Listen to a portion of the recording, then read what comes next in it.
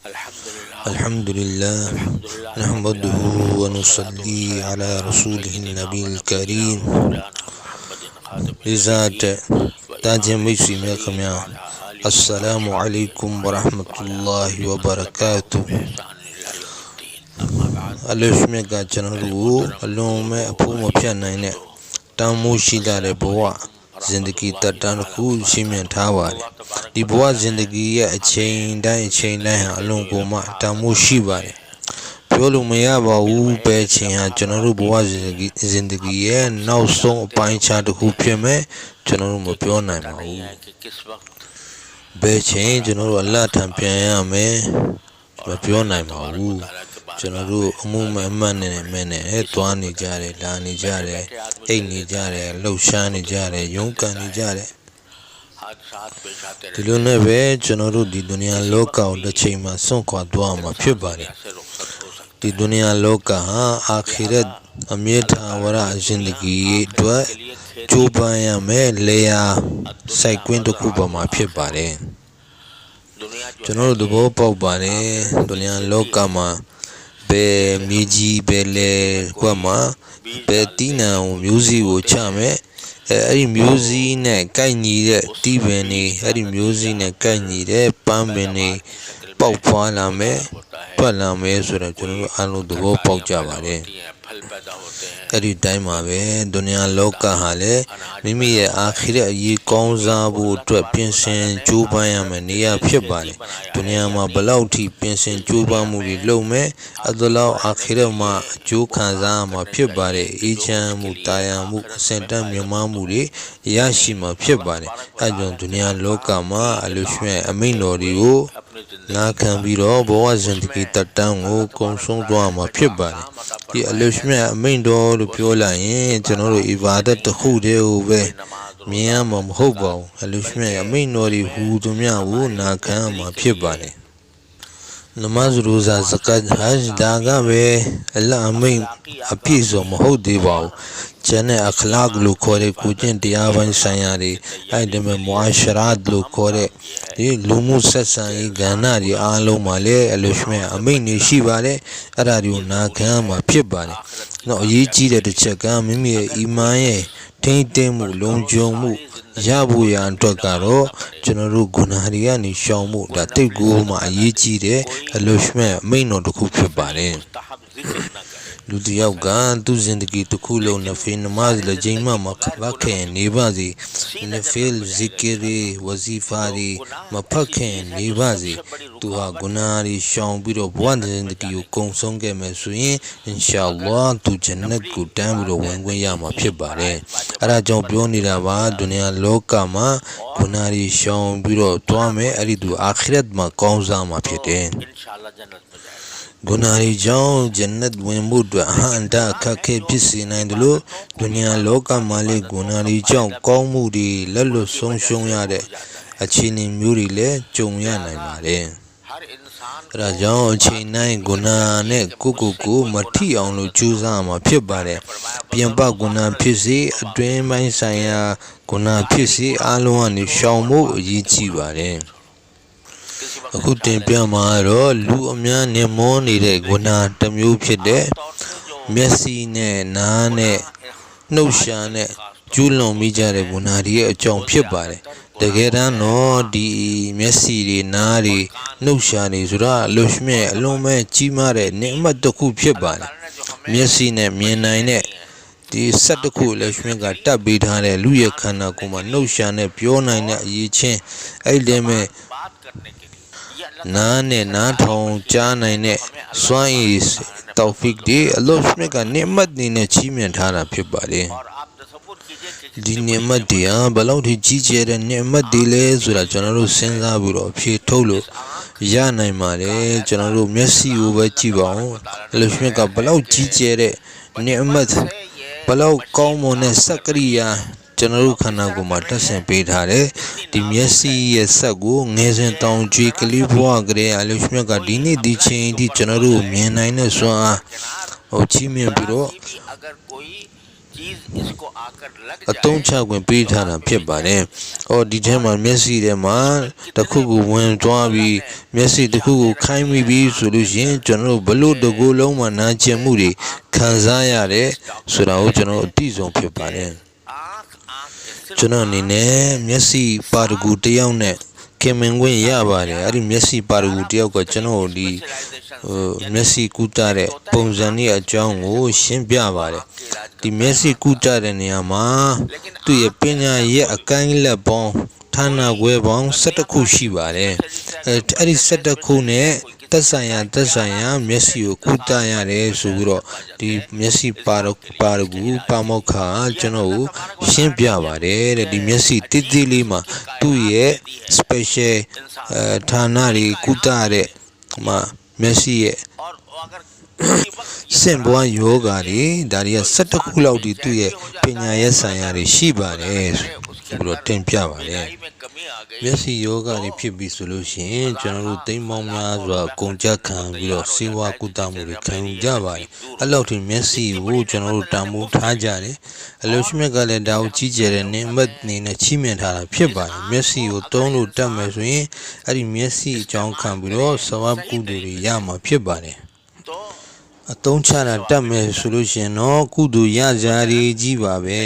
ဥမာတစ်ခုဟဇရတ်ကတင်ပြပါတယ်ကျွန်တော်တို့ကမိခင်ဖခင်မိဘကိုဒီမျက်စိနဲ့ကျင်နာတဲ့ယူရတဲ့အရှုနဲ့ကြည့်မယ်ဆိုလို့ရှင်အချူစင်ပြန်ချက်ဒီမှာလာရှိပါတယ်ဒီလိုကျင်နာတဲ့အကြည့်နဲ့မိခင်ကိုသို့မဟုတ်ဖခင်ကိုတစ်ခေါက်ကြည့်မယ်ဆိုတာနဲ့ဟတ်နဲ့အွမ်ရာလုပ်တဲ့ဆဝပ်ကိုလည်းရွှေကချီးမြှင့်မှာဖြစ်ပါတယ်မိဘကိုအလိုကြည့်မယ်ဆိုလို့ရှိရင်ဆဝပ်ရမှာဖြစ်တယ်လို့အချို့စင်ပြန်ချက်ဒီမှာလာရှိပါတယ်မိမိရဲ့ဇနီးတွေကိုကြည့်မယ်ဆိုလို့ရှိရင်လည်းသူ့ရဲ့ဖိုင်ဒါအကျိုးဆဝပ်အကျယ်ကိုရမယ်ပုံစံရှိပါတယ်စင်ပြန်ချက်တရားမှာလာရှိပါတယ်ဒီဟာဒီစ်တော်ကဇအီဖ်ဒီအားနေတဲ့ဟာဒီစ်တော်ဖြစ်ပါတယ်ဒါပေမဲ့လို့ဖဇီလတ်နဲ့ပတ်သက်ပြီးတော့အကျိုးကျေးဇူးတင်ပြထားတဲ့ဟာဒီစ်တော်တွေဖြစ်မယ်ဆိုလို့ရှိရင်တော့ဒါကိုလည်းလက်ခံလို့ရပါတယ်အကျဉ်သူဟာမိမိရဲ့ဇနီးတွေကိုမုဟဘတ်မေတ္တာရဲ့အရှုနဲ့ကြည့်မယ်ဇနီးတွေကလည်းခင်မွန်းတွေကိုမုဟဘတ်ရဲ့အရှုနဲ့ရှုမယ်ဆိုလို့ရှိရင်အဲ့ဒီဇနီးမောင်နှံနှစ်ယောက်စလုံးကိုအလရှမြတ်ကမိမိရဲ့ရဟမတ်နဲ့အရှုနဲ့ရှုစားတော်မူပါတယ်အခုဒီဇနီးတွေကိုမေတ္တာရဲ့အရှုနဲ့မိမိရဲ့သဘောဆန္ဒအလျောက်ကြည့်လိုက်တာမလ်ကီကတော့မပြောပလောက်ပါဘူးဇနီးတွေကိုကြည့်တယ်မိဘတွေကိုကျင်နာယူရတဲ့အကြည့်နဲ့ကြည့်တယ်ဘာမှမပြောပလောက်တဲ့အမလေးတိုင်းမဲ့အလတ်ထောင်တော်ဘာမှာဆဝပ်ကအလွန်ကိုပဲများပြပါတယ်အဲ့ဒီတိုင်းမှာပဲသူတော်စင်တပါးပါးကိုအလတ်ရဲ့အချစ်တော်တပါးပါးကိုတဘောကတော့သူဟာအလတ်ရဲ့မကဘူလ်လက်ခံခြင်းခံထားတဲ့ဘန္တာတယောက်ဖြစ်တဲ့ပုံမှာအဲ့ဒီနိစဘတ်နဲ့သူ့ကိုလေးစားတဲ့အရှုနဲ့ရှုခဲ့မယ်ဆိုလို့ရှင်လည်းဖိုင်ဒါရှိပါတယ်အကျိုးခံစားမှာဖြစ်ပါတယ်အလိုသူတော်မြတ်ဒီစီကိုတွားတာအဲ့ဒီခရီးစဉ်ကလည်းဆဝပ်ဖြစ်တဲ့အီဘာဒတ်စရင်မှာအကျုံးဝင်သွားမှာဖြစ်သလိုအဲ့ဒီသူတော်စင်ကိုကြည်ခြင်းသူ့ရဲ့မျက်နာကိုကြည်ခြင်းအဲ့ဒီကြည်ခြင်းကလည်းအီဘာဒတ်ဖြစ်ပါတယ်အကြောင်းကတော့သူဟာအလ္လာဟ်ရဲ့တည်တံ့ဘန္တာတယောက်ဖြစ်တယ်အလရှမြတ်မုဟဘတ်အတွက်ကြောင့်သူ့စီမှာခစားတယ်ဝင်တယ်ထွက်တယ်သူ့ကိုကြည့်တယ်ဒီပေါ်မှာဆဝပ်ရမှာဖြစ်ပါတယ်ဘုန်းကြီး၎င်းမဲ့အလရှမြတ်ရဲ့ဒီကောင်းမွန်တဲ့ဒီချင်းနှစ်သက်ချင်းခံရတဲ့တောတောင်တွေမြစ်ချောင်းတွေဥယျာဉ်ချမ်းတွေဒီအရာတွေအားလုံးကိုလေဒါအလရှမြတ်ရဲ့နိမတ်တစ်ခုအနေနဲ့အလရှမြတ်ကုဒရတ်စံကြယ်မှုတစ်ခုအနေနဲ့ကြည့်ရှုမဲ့ခံဒီဟာကိုကြည့်မယ်ဆိုလို့ရှင်လေအလရှမြတ်ကဆဝပ်ကိုချီးမြှင့်တော်မူမှာဖြစ်ပါတယ်ထိုနည်း၎င်းမှာပဲဒီမျက်စိနဲ့အသုံးချတတ်မယ်ကျွန်တော်ကျမ်းတော်မြတ်ကုရ်အာန်ကိုကြည့်ပြီးတော့ဖတ်မယ်အလီဖ်လာမ်မီမ်ဆိုပြီးတော့ဆိုမယ်ဆိုရင်စလုံးတစ်လုံးတိုင်းမှာလည်းရှင်ကဆဝပ်ကိုချီးမြှင့်တော်မူမှာဖြစ်ပါတယ်အဲ့ဒီမှာတခြားဘာသာရေးကျမ်းစာအုပ်တွေဖတ်ရှုမယ်လေ့လာမယ်ဒီကျမ်းစာအုပ်တွေဖတ်ရှုလေ့လာခြင်းအပြင်ကျွန်တော်ကိုလမ်းမှန်ပေါ်ပြပေးမယ်အဲ့ဒီမှာကျွန်တော်ဘဝလူနေမှုမှာမှန်ကန်တဲ့ လူနေမှုပုံစံအလရှမြတ်ကြိုက်တဲ့ပုံစံအသက်မွေးနိုင်မယ်အဲ့လိုစာအုပ်တွေကိုဖတ်မယ်ဆိုလို့ရှင်လည်းဒီပုံမှာဖိုင်ဒါအကျိုးကျေးဇူးတွေရမှာဖြစ်ပါတယ်အဲ့လိုပါပဲကျွန်တော်တို့ရဲ့ဟာလာလ်ရူဇီရှာဖွေဖို့ရန်အတွက်အသက်မွေးဝမ်းကြောင်းပညာရက်တွေစာအုပ်စာပေတွေလေ့လာမယ်ဖတ်ရှုမယ်ဤပညာစာအုပ်တွေဖတ်မယ်ဆိုလို့ရှိဖတ်မယ်အဲ့ဒါတွေကနေရလာတဲ့ဘ ഹു တုဒ္ဒတွေအသိပညာတွေနဲ့အသက်မွေးဝမ်းကြောင်းလုပ်ပြီးတော့ဟာလာလ်ရူဇီရှာဖွေစားမယ်ဆိုလို့ရှိရင်လည်းဒီလိုအသုံးချမယ်မျက်စိကိုအဲ့ဒီနေရာမှာတုံးမယ်ဆိုလို့ရှိရင်လည်းဒီပေါ်မှာဆဝပ်ကိုရရှိမှာဖြစ်ပါတယ်အဲကြောင့်ဒီမျက်စိကကောင်းတဲ့နေရာတွေမှာတုံးချတတ်မယ်ဆိုရင်အများကြီးအလရှမြတ်ကအမျိုးမျိုးဖုံဖုံအကျိုးဆဝပ်တွေကိုပြီးတော်မူမှာဖြစ်ပါတယ်အဲဒါကြောင့်ဒီမျက်စိဆိုတဲ့နိမတ်ဟာအလရှမြတ်ထူးခြားတဲ့ဆက်တစ်ခုပမာဖြစ်ကျွန်တော်တို့ကိုချီးမြှင့်ထားတာဖြစ်ပါတယ်သူကိုကောင်းတဲ့နေရာတွေမှာသုံးရမယ်။ဘာကြောင့်လဲဆိုလို့ရှိရင်ဒီနိမတ်ကအလရှမြတ်ပေးထားတဲ့နိမတ်ဖြစ်ပါတယ်။အဲဒါကြောင့်အလရှမြတ်ကြိုက်တဲ့နေရာတွေမှာသုံးချမှာဖြစ်ပါတယ်။အကယ်ဒီလိုမှမဟုတ်ဘူးကျွန်တော်ကအလရှမြတ်မကြိုက်တဲ့နေရာတွေမှာမကောင်းတဲ့နေရာတွေမှာဒီမျက်လုံးကိုသုံးချခဲ့မယ်ဆိုလို့ရှိရင်တော့ဂုဏဖြစ်သွားမှာဖြစ်ပါတယ်ဒီလိုမကောင်းတဲ့နေရာတွေမှာအသုံးချမိသွားမယ်ဆိုလို့ရှိရင်တော့ကျွန်တော်တို့ကလွဲမှားတဲ့လမ်းတွေကိုရောက်သွားမှာဖြစ်ပါတယ်ရှိုက်တန်ရဲ့လက်ပြားလဲစားတဲ့ဘဝတွေမှာရောက်ရှိသွားမှာဖြစ်ပါတယ်အဲဒါကြောင့်ဒီမကောင်းတဲ့နေရာဆိုတဲ့နေရာမှာဟဇရတ်ကပထမတစ်ခုတင်ပြပါတယ်အဲ့ဒါတော့ဒဇိန်တယန်ဇာရီကိုမိမိရဲ့ယမတ်ဆန္ဒမကောင်းတဲ့ယမတ်ဆန္ဒတွေနဲ့ကြည့်ရှုခြင်းဖြစ်ပါတယ်ဒါဟာဂုဏဖြစ်ပါတယ်ဒါဟာတက်ရှိထင်ရှားအမျိုးသမီးဒဇိန်တယန်ဇာဖြစ်ပါသည်သူ့ရဲ့ရုပ်ပုံဖြစ်ပါသည်ကြည့်ရှုခံစားပြီးတော့အရသာယူဖို့ဆိုတဲ့စိတ်ဆန္ဒနဲ့ကြည့်မယ်ဆိုရင်အဲ့ဒါကိုတားမြစ်ထားပါတယ်ဒါမပိုင်ပါဘူးအဲ့ဒါကြောင့်ဆုံးဖြတ်ချက်ချပါကျွန်တော်မျက်စိနဲ့ပဲတသိန်းတယန်စာအမျိုးသမီးကိုမှအရသာခံစားဖို့မကောင်းတဲ့ယမတ်ဆန္ဒတွေနဲ့မကြည့်ဘူးဆိုဘရောမှမကြည့်ဘူးဆိုတဲ့ဆုံးဖြတ်ချက်ကိုချပါရဆူလလာဆလ္လာလဟ်ဝါဆလမ်ရဲ့ဟာဒီဇ်ဝါဒဘုမှာလာရှိပါတယ်သူရဲ့အလိုတဘောဟာဆိုလို့ရှိရင်တစိမ့်တယန်စာကိုအရသာခံစားဖို့အတွက်ကြည်ခြင်းအဲ့ဒီအရှုဟာဆိုလို့ရှိရင်အီဘလစ်ရဲ့များတယ်များအနက်ကနေများတယ်တစ်ခုဖြစ်ပါတယ်တဘောကတော့ဒီမျက်လွှာအရှုကိုမကောင်းတဲ့နေရာမကြည့်ပိုင်တဲ့နေရာတွေမှာကြည့်ပြီးတော့အရသာခံစားမယ်ဆိုလို့ရှိရင်အဲ့ဒီပုဂ္ဂိုလ်ဟာရှိုက်တန်အီဘလစ်ရဲ့များတယ်ချက်ထိပြီးတော့ဒဏ်ရာရသွားမယ်ရှိုက်တန်ရဲ့အမဲလိုက်တာခံလိုက်ရမှာဖြစ်ပါတယ်တဘောကတော့သူဟာရှိုက်တန်ရဲ့တားကောင်ဖြစ်သွားမှာဖြစ်ပါတယ်ဒီမျက်လွှာအရှုရဲ့အစပြုပြီးတော့နောက်ပိုင်းမှာအရှက်ကင်းမဲ့တဲ့ဂုဏတွေဇီနာရဲ့အလုပ်တွေအဲ့ဒီဘက်ထဲကိုဒီပုလိစ်ကရှိုက်တန်ကသူ့ကိုအဲ့ဒီကြောက်ထဲကိုတွန်းချလိုက်မှာဖြစ်ပါတယ်အဲ့ဒါကြောင့်မျက်လွှာကအစထိမ့်သိမ့်ဖို့အရေးကြီးပါတယ်နောက်တဲ့ရီဘိုင်းတစ်ခုမှလာရှိပါတယ်မျက်လုံးတွေဟာလည်းဇီနာလုပ်ပါတယ်အလရှမြတ်အီမန်ရှင်တွေအားလုံးကိုထိမ့်သိမ့်ရှောက်တော်မူပါစေဇီနာဟာအလွန်ကိုပဲဆိုးသွမ်းတဲ့ဂုဏတစ်ခုဖြစ်ပါတယ်ကျမ်းတော်မြတ်ကုရ်အာန်မှာလည်းဒီဇီနာနဲ့ပတ်သက်ပြီးတော့ပြင်းထန်တဲ့ချင်းချောက်မှုတွေလာရှိထားပါတယ်ကျွန်တော်အများစုဟာဇီနာလို့ပြောပြီးဆိုလို့ရှိရင်အဆုံးစွန်ပဲတွေးကြတယ်တကယ်တမ်းဇီနာဟာဆိုလို့ရှိရင်သူ့ရဲ့အစမျက်စိအဖြစ်ပါတယ်မျက်စိနဲ့လည်းဇီနာအရာမြောက်သွားပါတယ်အဲ့ဒါကြောင့်မျက်စိနဲ့အရာသာခံစားပြီးကြည့်ပြီးတော့သူ့အတွေးထဲမှာဒါကိုထပ်ပြီးတော့ခံစားနေတယ်စမြုပ်ပြန်ပြီးတော့ခံစားနေတဲ့ဒီကုဏဟာသူ့ထဲမှာဇီနာမြောက်တဲ့ဂုဏတစ်ခုဖြစ်သွားပါတယ်အဲဒါကြောင့်မျက်လွှာကိုထိမ့်သိမ့်ခြင်းဟာဒီမှာအလွန်ကိုပဲအရေးပါတဲ့အခန်းကဏ္ဍတစ်ခုဖြစ်ပါတယ်ဒါပေမဲ့ဝမ်းနည်းစရာကောင်းတာဆိုလို့ရှိရင်ဒီနေ့ခေတ်ဒီမျက်လွှာကိုတလွဲသုံးနေတာဟာဆိုလို့ရှိရင်နေရာတကာတိုင်းမှာခြေခြေပြည့်ပြည့်နဲ့ကိုဒီကုဏတွေဟာပြန့်နှံ့နေရရှိပါတယ်ဒါကိုဝမ်းနည်းစရာကျွန်တော်တို့နေ့စဉ်ကြားနေရတဲ့မြင်နေရတဲ့အခြေအနေတွေဖြစ်ပါတယ်အရင်တစ်ချိန်ရဆိုလို့ရှိရင်ကျွန်တော်တို့ရဲ့မွတ်စလမန် အမေအမတွေအမျိုးသမီးလူရဲ့အတွင်းမှာပရဒါနဲ့နေကြတဲ့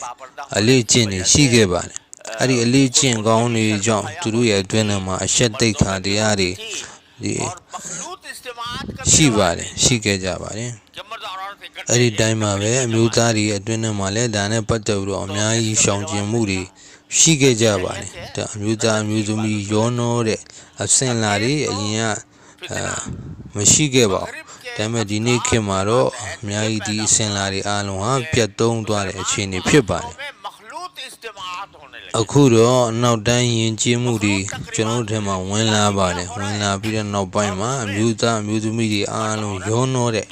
ပုံစံတွေတူရှင်တွဲတဲ့ပုံစံတွေဖြစ်လာကြပါတယ်အများကြီးမကြည့်ပါနဲ့ကျွန်တော်တို့ရဲ့နေကာရှာတီတွေမှာပဲကြည့်လိုက်မယ်ဆိုလို့ရှိရင်အမျိုးသားအမျိုးသမီးတွေအားလုံးဒီနေရာမှာပဲအားလုံးရောနှောပြီးတော့နေကြတယ်ဒီထက်ပူဆိုးတာဆိုလို့ရှိရင်အမျိုးသမီးဟာတွေအမျိုးသမီးတွေကဆိုလို့ရှိရင်လေဒီဘေးပတ်တာနဲ့မိမိကိုမိမိဆင်ရင်ကြတယ်ချေမုန်းကြတယ်မိမိတို့ရဲ့အလန့်ကိုထုတ်ဖို့ပြဖို့လူတွေကကြည့်ဖို့အတွက်လူတွေကမျက်စိကျဖို့အတွက်အများကြီးပြင်ဆင်ချေတားမှုတွေလုပ်ပြီးတော့ဒီအမျိုးသားတွေရဲ့ဂျားထဲမှာရောနှောပြီးတော့နေတာဟာဆိုလို့ရှိရင်ဒီခေတ်ရဲ့ဖစ်တနာတစ်ခုဖြစ်ပါတယ်အမျိုးသမီးတွေဟာမိမိရဲ့မူရင်းနေရာဖြစ်တဲ့အိမ်အတွင်းကနေထွက်လာပြီးတော့အများကြီးနေရာတွေမှာယောက်ျားတွေနဲ့ရင်မောင်တန်းပြီးတော့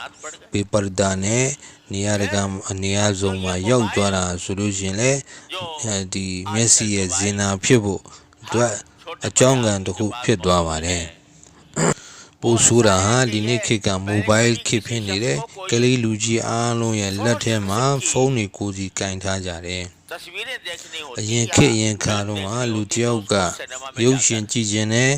ဆိုလို့ရှိရင်သူကရုပ်ရှင်ရုံတွေဗီဒီယိုရုံတွေတွားပြီးတော့လက်မှတ်တန်းစီရတယ်တန်းစီပြီးတော့မှအဲ့ဒီမှာတွားပြီးတော့ကြည့်ဖို့စီစဉ်ရပါတယ်အဲ့ဒီတော့နမစီတယောက်လက်မှတ်ရုံမှာတွားပြီးတော့ရုပ်ရှင်ရုံမှာတန်းစီပြီးဆိုရင်သူ့ထဲမှာရှက်တဲ့စိတ်ကြောက်တဲ့စိတ်သူ့ထဲမှာဖြစ်တယ်အောင်ငါဟာဘာသာရေးသမားတယောက်ဖြစ်တယ်ငါအခုလိုရုပ်ရှင်ရုံလာတာဗီဒီယိုရုံလာတာတယောက်ရောမြင်သွားရင်ဘယ်လောက်ရှက်စရာလဲဆိုပြီးတော့အဲ့ဒီခံစားချက်ဖြစ်တယ်ဒါပေမဲ့ဒီနေ့တော့ဒီကုနာတအားကိုလွယ်သွားပါပြီလူတိုင်းရဲ့အိတ်ကတ်ထဲမှာဒီရုပ်ရှင်ရုံတွေရောက်သွားပါပြီဘယ်ချိန်ကြည့်ခြင်းဘာလို့ပဲကြည့်ခြင်းလွယ်ကူကူနဲ့ကြည့်ခြင်းတာကိုကြည့်ခြင်းတဲ့အချိန်မှာချိန်တယ်လို့ကြည့်နေကြတဲ့အခြေအနေဖြစ်သွားပါပြီဒီဖုန်းနဲ့ကျွန်တော်တို့မဖွဲမရတဲ့ရုပ်ရှင်တွေရှက်ဖွယ်လေးကိစ္စတွေဒီဖုန်းနဲ့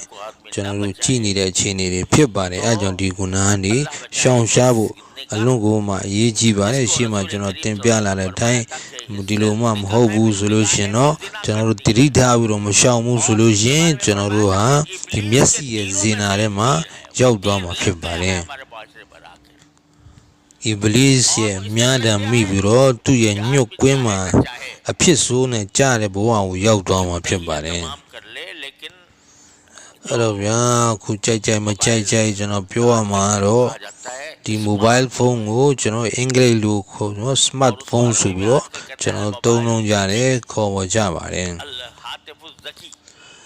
အာရဘီမှာတော့ဒါကိုမိုဘိုင်းလိုဇကီဆိုပြီးတော့ခေါ်ပါတယ်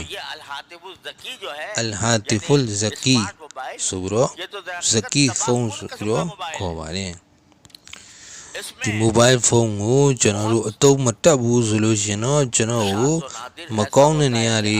ခေါ်သွားမှာဖြစ်ပါတယ်ဖစ်တနာရဲ့နေရာတွေကိုခေါ်သွားမှာဖြစ်ပါတယ်အဲကြောင့်မိမိတို့ရဲ့လိုအပ်ချက်တွေလိုအပ်တဲ့လောက်လိုအပ်တဲ့နေရာကောင်းတဲ့နေရာသုံးပိုင်တဲ့နေရာတွေမှာပဲတရားကိုအသုံးချဖို့အရေးကြီးပါတယ်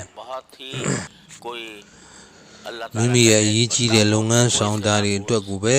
ဒီမိုဘိုင်းဖုန်းကိုသုံးသင့်ပါတယ်နောက်အထူးသတိထားမှာတော့ဒီသုံးတဲ့နေရာမှာမျက်လွှာကိုအထူးပဲထိမ့်သိမ့်ဖို့အရေးကြီးပါတယ်အခုတော့ကလေးတိုင်း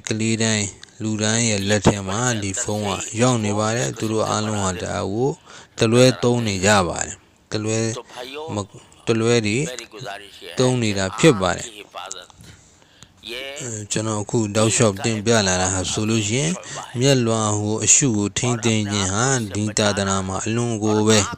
အရေးပါတဲ့ ကဏ္ဍတစ်ခုဖြစ်ပါတယ်အဲ့ဒါကြောင့်မိမိတို့ရဲ့မျက်လွှာရှုတွေကိုမကြည့်ပိုင်တဲ့နေရာမကောင်းတဲ့နေရာဂုဏဖြစ်မှန်နေရာတွေကနေရှောင်ရှားပြီးစဝါပြမနေရာကောင်းတဲ့နေရာအဲ့ဒီဘက်ထဲကိုဆွဲယူရမှာဖြစ်ပါတယ်ကောင်းကောင်းအသုံးချမယ်ဆိုရင်တော့အများကြီးအကျိုးရှိတဲ့ကိစ္စဖြစ်ပါတယ်ဒီ mobile phone နဲ့တော်တော်မြတ်တွေရဲ့နစီဟတ်စကားတွေနားထောင်လို့ရမယ်အဲ့ဒီတည်းမှာဗျာနာတွေဒီတော်ရဲ့ဗျာနေဒီထဲမှာနားထောင်လို့ရတယ်အများကြီးကောင်းတာတွေသုံးလို့ရတဲ့နေရာတွေရှိပါတယ်မိမိတို့ရဲ့စိတ်ထဲမှာပိုင်းဖြတ်ထားမှာဖြစ်ပါတယ်ငါအနေနဲ့ဒီကိစ္စကောင်းတဲ့နေရာတွေမှာပဲဒါကိုသုံးမယ်တခြားနေရာတွေကိုရောက်မခံဘူးဆိုပြီးတော့ကိုပိုင်းဖြတ်ဆုံးဖြတ်ထားမှာဖြစ်ပါတယ်အဲ့ဒါကြောင့်ဒီကောင်းတဲ့နေရာသုံးရင်းနဲ့မကောင်းတဲ့ဘက်ထဲကိုပါသွားနိုင်တယ်ဆိုလို့ရှိရင်အဲ့ဒီနေရာတွေကို block လုပ်ထားမှာဖြစ်ပါတယ်ကန့်သတ်ထားမှာဖြစ်ပါတယ်အဲ့ဒီဘက်ကိုရောက်မသွားဘူးမိမိဖုန်းရဲ့ setting ထဲမှာ block လုပ်ထားတဲ့တင်တဲ့နေရာတွေကိုလုတ်ထားမှာဖြစ်ပါတယ်အထူးသဖြင့်ဒီကလေးတွေလက်ထဲမှာဖုန်းပေးထားမယ်ဆိုလို့ရှိရင်သူတို့ရဲ့အသက်ပိုင်းခြားတွေစသဖြင့်ဒီ setting မှာချိန်ပြီးတော့မကောင်းတာတွေမသုံးပြဖို့မသုံးတဲ့နေရာတွေမရောက်သွားအောင်လို့ block လုပ်ထားဖို့ကန့်သတ်ချက်တွေလုပ်ထားဖို့အရေးကြီးပါတယ်အဲ့ဒါကြောင့်ဟိမတ်လုပ်ပါဇွဲတတ္တိတွေဇွဲမှန်နေနဲ့တင်းထားမှာဖြစ်ပါတယ်ဒီမျက်စိရဲ့အရှုဟာဆိုလို့ရှိရင်ကျွန်တော်ကိုဂျန်နတ်လဲဆောင်ယူသွားနိုင်တယ်လို့ဂျန်နမ်ကိုလည်းဆွဲခေါ်သွားနိုင်တဲ့အကြောင်းအရာတစ်ခုဖြစ်ပါတယ်အဲ့ဒါကြောင့်မိမိတို့ရဲ့အသုံးပြုမှုကိုရှေ့မှာကျွန်တော်တင်ပြခဲ့တဲ့အတိုင်းကောင်းတဲ့နေရာတွေမှာပဲကန့်တတ်ထားဖို့ပိုင်းခြားတတ်မှတ်ထားဖို့အရေးကြီးပါတယ်ဒီခေတ်ဒီခါမှာညှိတွယ်နေတဲ့ fitna ရဲ့ဂုဏဟာဆိုလို့ရှိရင်၃မျိုးဖြစ်ပါတယ်မျက်စိရဲ့မကောင်းတဲ့နေရာမှာသုံးချတာပါးစပ်ကိုတလွဲသုံးနေတာအဲ့တိုင်းပဲနားမထောင်ပိုင်တဲ့အရာတွေကိုနားထောင်နေတာဒီဂုဏ၃ခုဟာဒီခေတ်ဒီခါရဲ့ fitna ရဲ့ဂုဏတစ်မျိုးဖြစ်ပါတယ်အားလုံးညှိနေတဲ့အားလုံးဒီထဲမှာပြန့်နှံ့နေတဲ့ fitna ဖြစ်ပါတယ်အဲ့ဒီနွန်နေရနေယုံထွက်ဖို့ကျိုးပမ်းမှာဖြစ်ပါတယ်အီမန်ရှင်တိုင်းအတွက်အလိုဒီကုနာရဲ့နွန်နေရနေယုံထွက်ဖို့တာဝန်ကူစီရှိပါတယ်ဒီလိုမမပါနဲ့ငါတို့လက်ထဲမှာတော့ကစားစရာတစ်ခုရောက်လာပြီဒါနဲ့ငါတို့အရာသာတွေခံမဲ့ဒါနဲ့ငါတို့ကြိုက်တာတွေတုံးမဲ့ဒီလိုမမတ်လိုက်ပါနဲ့ဒုနီယာတတန်ဟာအလုံးကိုမှတူတောင်းပါတယ်ကစားခုံစားယုံတက်ဆိုပြီးတော့လေလာရှိထားပါတယ်ဒုနီယာတတန်ဟာမနဲ့မိုးလင်းရနေညနေမိုးချုပ်တီပဲဖြစ်ပါတယ်တကယ်အစစ်မှန်တတန်မဟုတ်ပါဘူးအလုံးကိုပဲလဲပြားလဲစားတဲ့တူတောင်းတဲ့တတန်တစ်ခုဖြစ်ပါတယ်ဒါကိုအမြဲကျွန်တော်စိတ်ထဲမှာတတိယနေရာမှာဖြစ်ပါတယ်အမြဲသွားနေရမယ်အာခိရတ်အတွက်မိမိရဲ့ဒီတူတောင်းနဲ့ဘာမှမပြောပေါက်လောက်တဲ့အချိန်ဘဝတတန်းကိုမကောင်းတဲ့နေရာမှာတုံးပြီးတော့ကိုဖျက်ဆီးနေတာကိုဘဝရဲ့ဏီကုန်းကိုမကောင်းကြောင်လုပ်နေတာအဲ့ဒီလူလောက်တုံးတဲ့လူအားတဲ့လူဆိုတာရှိမှမဟုတ်တော့ပါဘူးအလရှင်ကျွန်တော်တို့အားလုံးကိုဒီ fitna နေရှောင်ရှားနိုင်တဲ့ tawfiq ရှိမနှောင်ပါလေဒီလိုဒူအားလဲတောင်းရမယ်အလရှင်မြတ်ထံတော်ဘာမှာယာအလ္လာရှင်မြတ်ကျွန်တော်မျိုးအရှင်ကြိုက်တဲ့ဇင်ဒဂီဘဝမွေးမြူနေပါလေဒါပေမဲ့လို့လေးပတ်လေးတန်းက fitna ဘော fitna ထက် fitna တွေပြန့်ပြီးတော့ရှိုက်တန်အီဘလစ်ရဲ့များတန်တွေဟာနေရာတိုင်းမှာကျွန်တော်တို့ချောင်းမြောင်းနေပါတယ်ကျွန်တော်တို့ဘဝဇင်ဒဂီအရှင်မဲ့ထိမ့်သိမ်းဆောက်ရှောက်ပြီးတော့ဖြောင်းမှန်ကန်တဲ့လမ်းမှာဒီ fitna တွေလွတ်ကင်းပြီးတော့အရှင်ရဟမတ်နဲ့တနာတော်နဲ့ထိမ့်သိမ်းပြီးတော့ပို့ဆောင်ပြီးတော့မူပါဆိုပြီးတော့ဒူဝါတွေလည်းတောင်းခံနေရမှာဖြစ်ပါတယ်နေ့စဉ်နေ့တိုင်းဒူဝါတွေတောင်းနေရမှာဖြစ်ပါတယ်အလ္လာရှင်မြတ်ကျွန်တော်မျိုးအရှင်မြတ်ထံတော်ပါမှာပြန်တဲ့အချိန်မှာကျွန်တော်ရဲ့မတ်တန်နာမရဲ့အာမလ်မတ်တန်စင်းထဲမှာဒီဂုဏတွေမျက်စိရဲ့ဂုဏနားရဲ့ဂုဏဒီနှုတ်ရှာရဲ့ဂုဏဒီဂုဏတွေမရှိဘဲနဲ့ကင်းရှင်းတဲ့အဖြစ်နဲ့အရှင်မြတ်ကြည်နက်တဲ့အဖြစ်နဲ့အရှင်နဲ့ပြန်လဲစုံစည်းခွင့်ရပါရစေဆိုတော့ဒူဝါတွေတောင်းခံနေရမှာဖြစ်ပါတယ်အဲ့လိုတောင်းရင်မမောနိုင်မပန်းနိုင်နေ့စဉ်တောင်းခံပြီးတော့တွားမှာဖြစ်ပါတယ်အလရှင်ကျွန်တော်တို့အားလုံးကိုဒီပေါ်မှာပြောတဲ့ကြားတဲ့နားထောင်တဲ့အပေါ်မှာအမလုံနိုင်တဲ့ tawfiq ဒီမျက်စိရဲ့